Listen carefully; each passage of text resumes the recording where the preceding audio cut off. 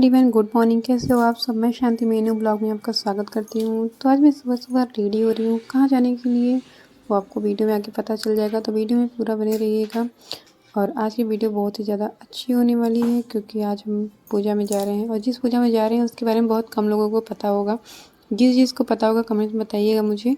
और वीडियो में जो आपको मतलब इसमें मैं जो कथा आपको सुनने को मिलेगा वो ज़रूर सुनिएगा। बहुत ही अच्छी कथा होती है माता की।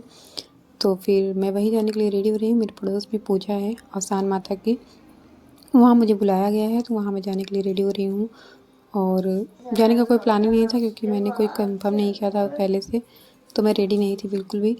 बट बाद में भाभी ने फ़ोन किया तो फिर मुझे जल्दी जल्दी रेडी होना पड़ा। तो मैं यहाँ फटाफट से नहा के और रेडी हो चुकी हूँ। और बेटू की यहाँ तबीयत भी नहीं सही थी, तो वो स्कूल भी नहीं गई हैं, रो रही हैं। पेट में थोड़ा दर्द था, पता नहीं क्या ठंडे वंडे लगता लग गया, क्योंकि ठंडी का सीज़न शुरू हो गया है। अब बच्चों की तबीयत ख़राब होना तो नॉर्मल बात है। तो वहाँ उनको थोड़ी सी दवाई दिलाएंगे, उसके बाद फिर हम भाभी के यहाँ चलेंगे। तो चलते हैं। यहाँ मैं आ गई हूँ घर पे भाभी के। भाभी मुझे रंग लगा रही है, बड़ी वाली भाभी हैं, तो यही रंग लगा रही थी। और पिंटू भैया मतलब ये पिंटू भैया की वाइफ है, मटल भैया की वाइफ भी हैं, ये रेड वाली साड़ी की। तो यही पूजा करेंगे आज, और इन्हीं की मन्नत थी आसान माता की पूजा के लिए। तो हम लोग आ चुके हैं। सिर्फ मेरा वेट हो रहा था, क्योंकि मैं रेडी नहीं थी, तो मुझे फटाफट से नहाना धोना पड़ा। अभी मैं आ गई। ये सब देख रहे हैं जो लगा हुआ है, ये इसको मतलब माता का प्रसाद, यही मेन प्रसाद यही होता है। लाई, चना, गुड़ और मिठाई, तो यही मेन प्रसाद होता है। आसान माता यहाँ पे ऐसे पूजा होती है आसान माता की। कुछ मिट्टी के कण से पूजा होती है।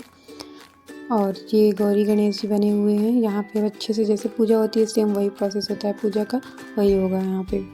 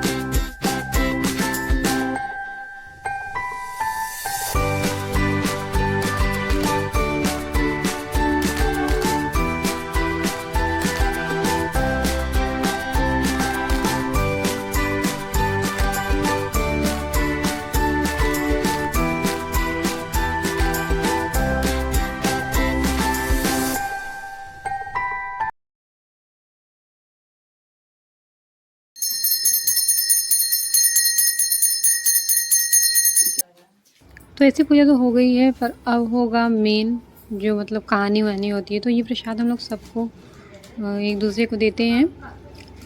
और ये सिर्फ और आंचल में ही ले सकते हैं आप प्रसाद, ऐसे नहीं कि हाथ में ले लो अपनी किसी चीज़ों में।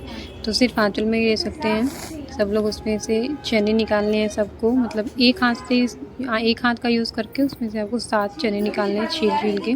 और फिर कथा होगा तो वो और लाई और गुड़ जो भी मिठाई उठाए वो सब लेके साथ में चढ़ा देना है माता को। तो अब हम लोग सुनेंगे कहानी माता की, तो कहानी ज़रूर सुनिएगा। और जिसको भी कहानी सुननी हो मुझे बता दीजिएगा कमेंट्स में, मैं वीडियो डाल दूँगी उसका फुल वीडियो पूरी कहानी का। तो यहाँ भाभी हम लोग को कहानी सुनाएंगे। उनको बहुत कहानी वगैरह आती है, वो उस तरह मतलब जहाँ की हैं वो वहाँ पे वो अच्छा खासा मतलब जानती हैं सब कुछ। हम लोग को तो आता ही नहीं है। गुरुवार को सोमवार को दवाइयाँ चबवाए सब दान पुण्य करे, वैसे वो भी करती थी। तो हो गया, लड़की धीरे धीरे बड़ी होती गई, लड़का भी बड़ा हो गया।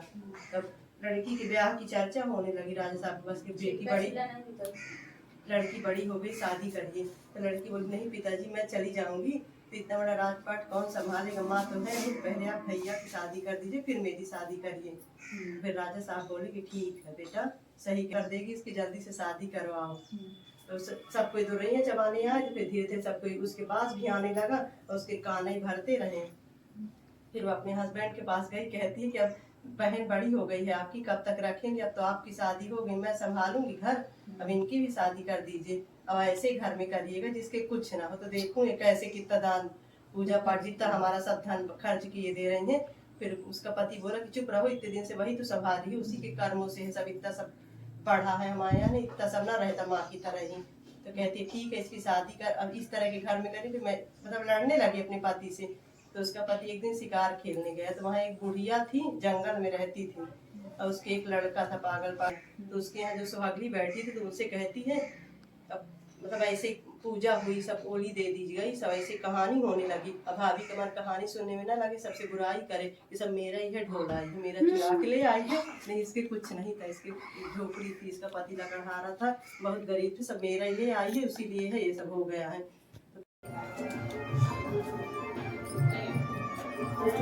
तो अब यहाँ पूजा समाप्त हो चुकी है। अब सब लोग अपना अपना प्रसाद लेंगे। तो यहाँ पे सबके लिए 2-2 चूड़ी और एक पत्ता बिंदी सबको प्रसाद में दिया जाता है। तो वही आपको तुरंत वहाँ पे पहनना है और बिंदी को लगा लेना है। और उसके बाद फिर थोड़ा सा माता का गीत होगा और फिर वही पैर दबाने की रस्म होती है माता की, मतलब माता को पैर दबा के विदा करना होता है। तो उसके बाद वही होगा, सब लोग अपना सुहाग ले रहे थे। तो ये भाभी सबको सिंदूर लगा रही थी, ये सब होता है। और ये देखिए ये वाला सिस्टम जो है गाना गा के सब लोग दीवी गीत गा के ऐसे करते हैं। पूजा समाप्त हो गई है, हम चल लेंगे घर, मतलब हो ही गई है। तो आपको कैसी लगी अवसान माता की पूजा बताइएगा ज़रूर कमेंट्स करके।